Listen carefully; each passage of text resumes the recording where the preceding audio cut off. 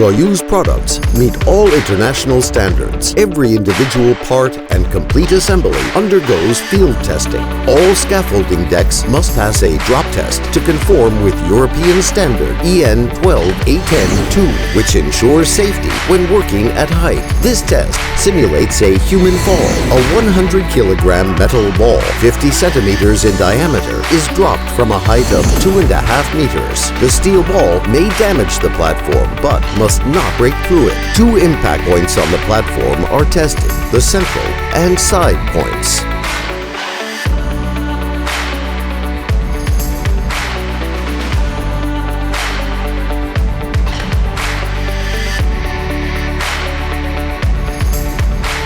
All tests have been passed successfully.